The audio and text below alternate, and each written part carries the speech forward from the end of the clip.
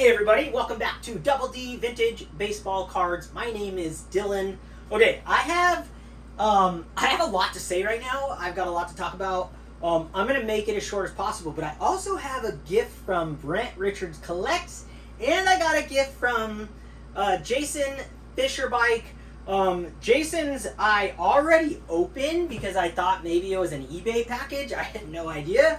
He left a note. Thanks for being you. Enjoy the cards. Your friend Jason, MFB, and he sent me a little stack of cards. But this card was in it. Actually, two of them. Duke Hanamoku from, I think this is 2006. I don't have my glasses on. But the Allen and Ginter. What I love about this, he sent me this label. I put it in this case. And I'm just freaking stoked because now I have a card from his collection, so to speak. Even if it was in a box, it was from his collection with his label, and I'm collecting all these labels. But this Duke card, this is my second Allen and Ginter, the same one. I have the mini version I got from Nate, Tops 85401 here. And that was my first gift I ever got on YouTube, was that Duke, the mini version of this, from the trade convention in Hawaii. He sent me it. So this will pair perfectly with that. So Jason, thank you so much.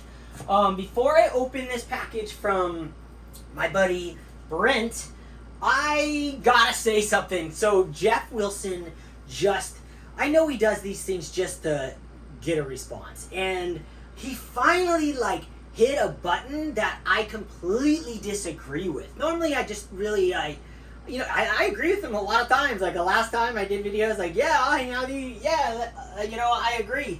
This time I completely disagree. He's talking about high grade, how you have to invest. If you're an investor in cards, you have to buy high grades. Freaking wrong by so many reasons. I'm an investor. I have been investing and collecting in cards my whole life, way longer than Jeff Wilson has, way longer. The future is not the same as the past. I've said this so many times. Just because PSA 10s took off, those high grades took off in value in that period that he said, 2019 till now, we had a giant boom, and a lot of rich people jumped in, and they're just buying the number. They're buying the plastic. It is so different. And then he doesn't bring up cards that it just didn't make sense. I wish he would have brought up there's so much I have to say here. It really hit all my buttons. The future is gonna be different than the past, especially with vintage cards in particular. You can have so much discrepancy in between grades. And the PSA 10s are hot potatoes. And some guys that are ultra wealthy are buying them, they're sticking them in their safe, you're never going to see them again. That's fine. They're not going to go plummet to nothing. But when there is a giant crash again, these 9s, the gap that I see is just massive, 8 to 9. And then the 9 to 10, the 8 to 9 gap on a lot of cards just blows my mind. The look of the card matters in vintage, and he didn't discuss that. That's huge. He doesn't understand it. So I had to touch that spot, and it's proving itself right now. There is, not too long ago, I've seen this over and over again, but this example really stuck out. 2 identical cards, the same Babe Ruth Gowdy cards, sold at the same auction, ended at the same time. One in a PSA 2, one in a PSA 5. Giant, iconic card. The PSA 2 sold for more than the PSA 5. Proven fact that whoever invested in that PSA 2 probably purchased it in this time and sold it not too long later and well more than quadrupled their money guaranteed. And whoever bought that 5 probably lost money. Higher grade, sold for less in the same auction, same time.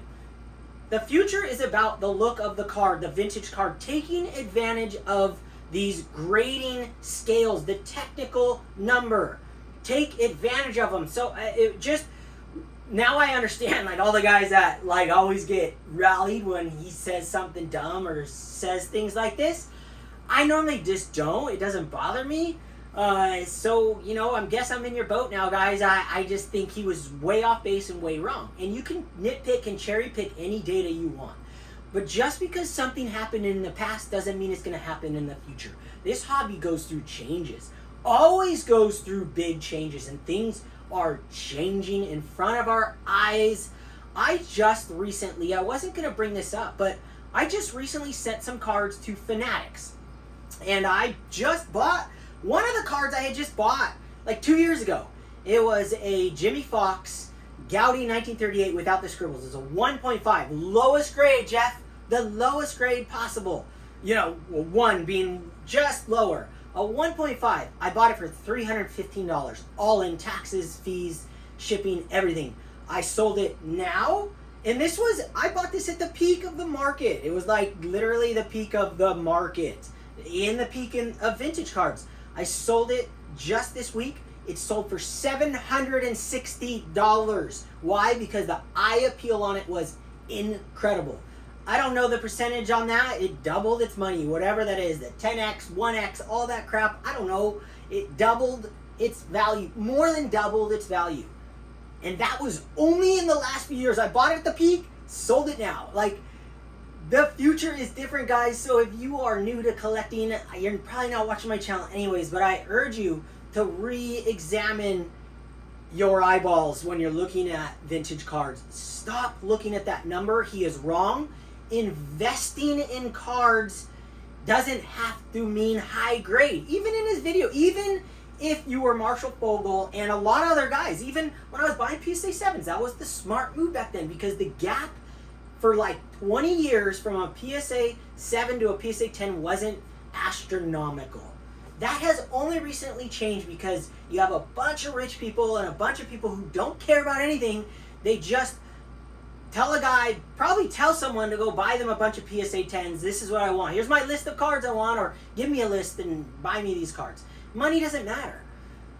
But what matters is the majority of cards, vintage cards, are lower grades. Like, the discrepancy on 7s is astronomical. Off-centered, print lines, really bad images. There's so much going on PSA 7s and 8s that those ones, in my opinion, are going to come down in value, the ugly ones. What is going to rise in the future is the look of the card. PSA 10s are going to come down or go up accordingly of the hobby itself. If the hobby's jamming and booming, they're going to continue to go up because rich people are going to continue to buy them.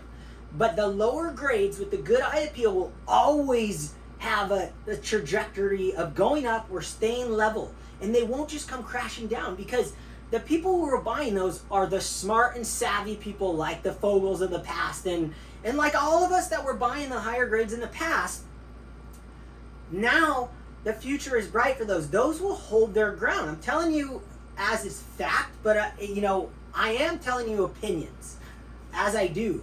But it is being proven out as we go. Like, those cards have less chance of falling than the high dollar, high grade plastic, the number 10. That doesn't mean anything. The best looking cards, the collectors are never going to leave the hobby. The collectors own the hobby. We create the main market, and the main market is in the mid-grade cards and even the low grade, and those, when the market crashes, are going to hold their ground. The best examples of each individual card per the grade are going to hold their value the best long-term, and will be the best, dare I say it, investment. So there you have it. I had to do a response video. Way more to say, but I'll hold it there because this has been burning a hole in my desk for like 2 weeks. I went on vacation and then I got a cold, and we've been really busy. I had I do pop-ups with my wife. We had 4 events in the last 3 days. Like this last week, we had an event on Tuesday again, like non-stop over here, and I'm freaking pumped for Hobby Palooza. Shout out for Hobby Palooza. 4 collectors, go sub 4 collectors. They should have 10,000 subs right now. I don't get it. Okay, let's get into it.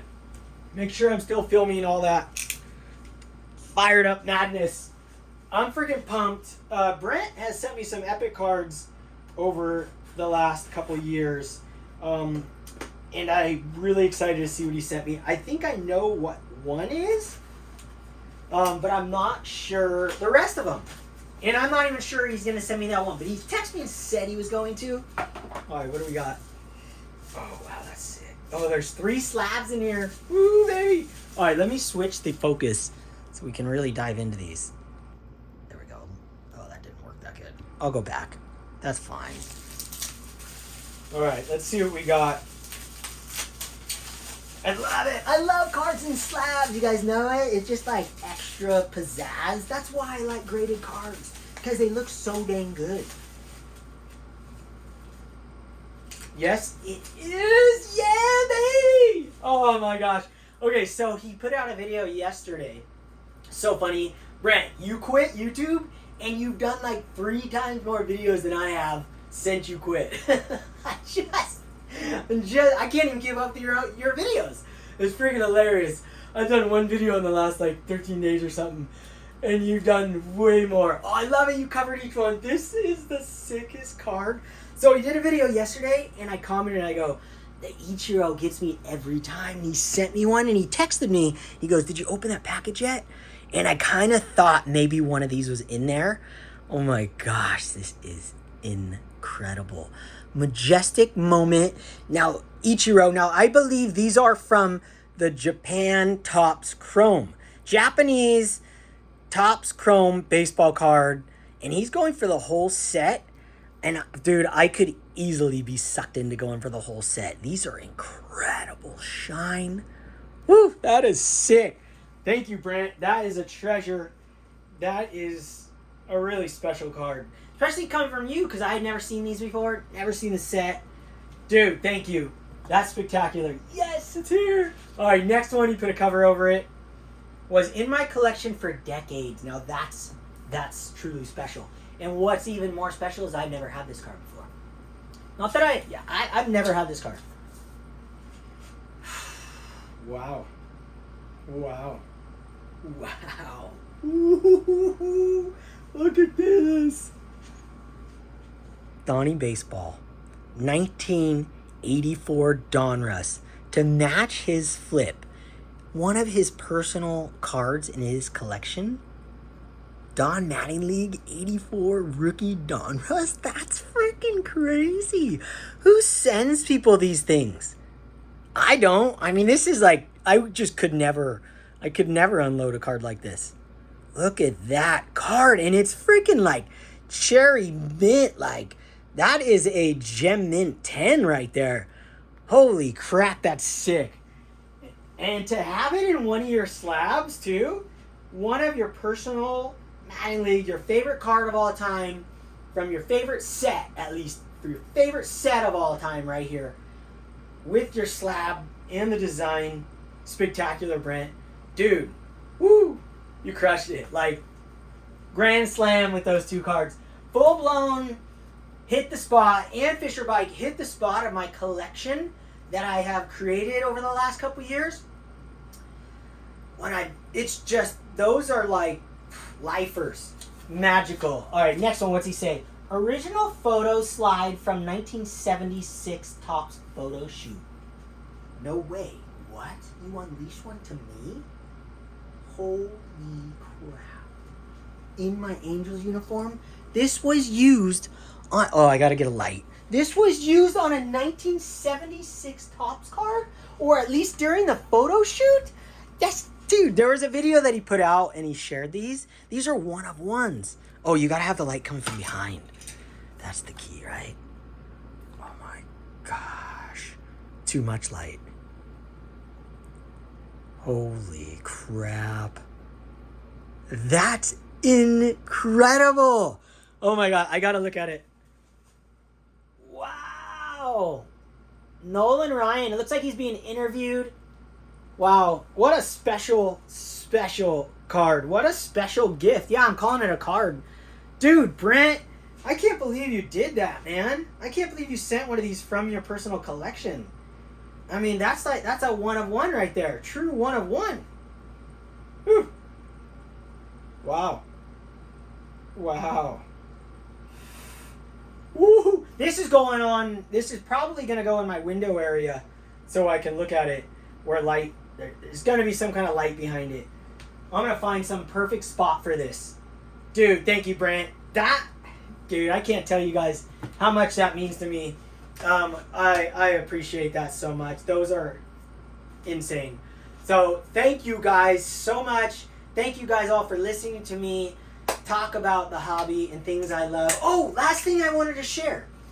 Dude, I did a VR for Justin, 3 Good Nerds, except I never showed the item. I'm trying to look for it now. Oh, I know where it is. I never showed the item that means so much to me. So check out Justin's channel, 3 Good Nerds. I love Justin. He's always watching my videos. I love watching his videos. He's just the kindest guy in the world. This rock that I have here, it's a rock that's engraved. And it's Mary Lou Host, it says on there. So this was an award basically that me and my dad got. The last year we owned a house together in California. We bought a house together. We still owned our own separate homes. So we bought a house together, and we gutted the backyard and made it an oasis of ponds and made the sickest garden you've ever seen. Insane. Well, we didn't know, but there was this garden tour. My mom found out there was a garden tour in all of Orange County. They pick 40 of the greatest gardens, and they send. Everyone goes on a Saturday to this thing. It's a big deal. Well, we got the front page. Anyways, we registered, sent photos of it. The people came to our house, and we got picked to be one of the 40 gardens to be shown in that magazine. And to have people come to our house that we redid and do a garden tour and raise money for charity. So we absolutely crushed it, and it's something I'll never forget with me and my dad. We have before and after photos. We raise koi and build koi ponds, so it's just like massive koi ponds with waterfalls, and it was really special. And we raised over $2,000 from people coming over to the house and putting money in the jar. And it's something I will always remember forever because it's something me and my dad worked on together. Truly rewarding. And they wrote the main cover, the article was all about me and my dad and our story. So I'll treasure this rock forever. Really, really special. I mean, they only picked 40 gardens out of all of Orange County, and people came and toured it for a Saturday, and they still do it to this day. So really freaking special. So yeah, Justin, shout out to you as well. So thank you guys for everything. Okay, I hope you guys are inspired out there. Don't listen to guys like me. Make sure you run things through your own brain and come up with it. Don't listen to guys like Geoff and just think that he's correct. And just like me, you guys need to do your own, have it run through your own brain and what makes sense for you. So hope you guys are inspired out there. Don't be influenced by guys like me. Shaka!